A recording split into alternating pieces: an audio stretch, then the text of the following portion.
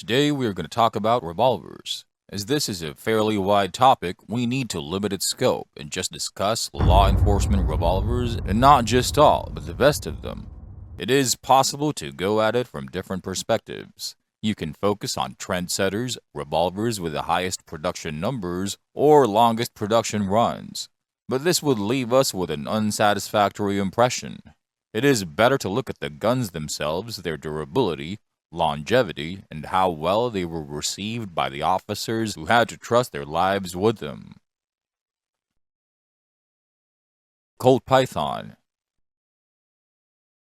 The Colt Python is the true Cadillac of guns.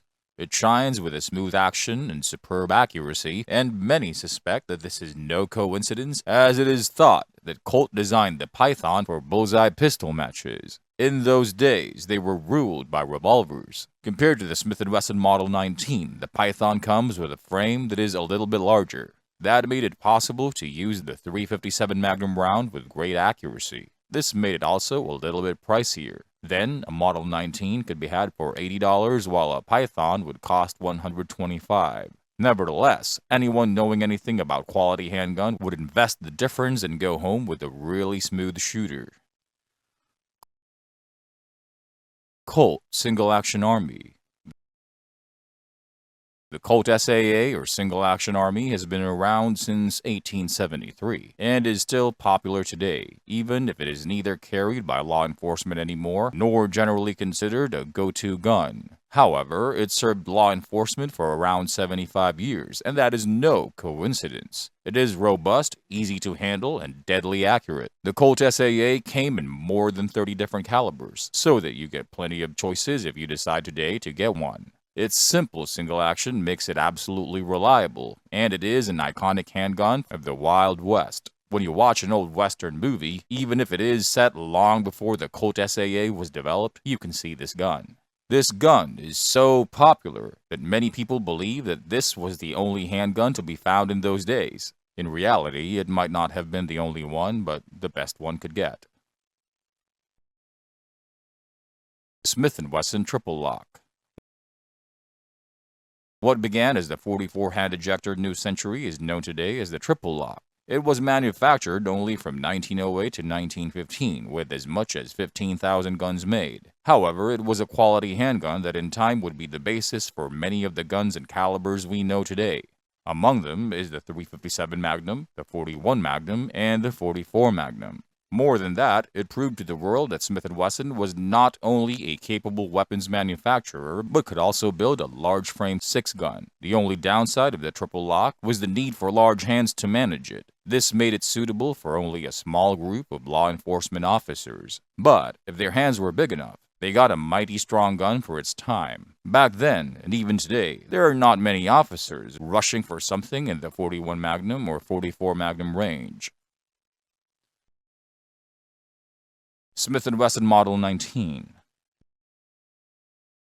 The Smith & Wesson Model 19 was the result of a suggestion made by Bill Jordan, a Border Patrol officer and fast-draw expert. He wanted a medium-frame revolver that is chambered for the .357 Magnum. Also, it should have adjustable sights, a shrouded ejector rod, and a heavy barrel. Also called the Combat Magnum, this gun was carried by the officers of many law enforcement agencies for many years. While made for the strong .357 Magnum, this revolver was still comfortable to carry. It had a smooth action and is extremely accurate. That made it the dream of every law enforcement officer. However, it had one downside. Usually, during training, 38 target loads would be used. The .357 Magnum was saved for real confrontations in the line of duty. That created problems through different recoil and ballistics. Some agencies tried to counter this by having their officers also use the stronger .357 Magnum rounds during training.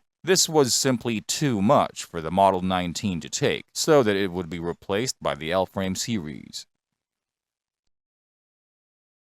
Smith & Wesson Model 10. The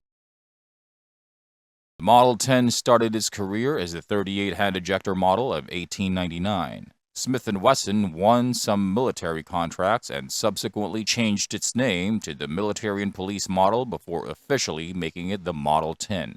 About 6 million of these little revolvers have been produced, making it a widely used law enforcement revolver. It came as a stainless steel or magnum version. Coming with a medium frame, one can easily understand what made it so popular. While law enforcement officers are trained with their guns and sometimes use them for real, most of the time they just carry them around.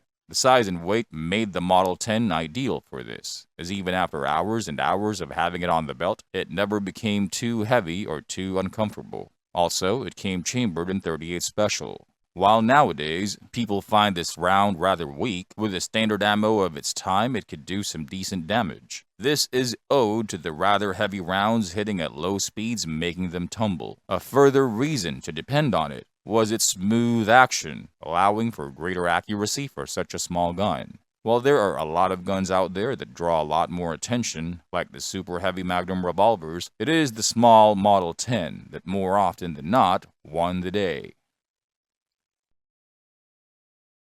Colt Detective Special. Introduced in 1927, the Colt Detective Special became very fast and very popular with detectives in plain clothes as a weapon to carry off duty. It is, in fact, the oldest of the modern snub-nosed revolvers. It even predates the good old Smith & Wesson Model 36 by about 25 years. It all started when G.H. Fitzgerald cut down the 4-inch Colt Police Positive to make it into a custom belly gun. This led to a trend that created the snubbies of today that are still in use. Ruger Security 6. Ruger brought his own excellent revolver into the law enforcement community with the Security 6 in 1972. Using manufacturing innovations of its time, the cost could be kept to a minimum, which was appreciated by law enforcement officers and agencies alike. The family of the Ruger double-action revolvers expanded rapidly, including the original blue finish, stainless guns, and several spin-off models. While the Security 6 offered a lot for a little money, it was found a little bit too light when shot with magnum ammo. As a result, Ruger beefed it up, and the GP100 was born. And there you have it, guys, the best law enforcement revolvers ever made. If you think I left one out, put it in the comments and tell us why you think it should be on the list. If you enjoyed watching this video, hit the like button and share it with a friend. Subscribe to our channel and hit the bell button to never miss an episode ever again. See you again next time.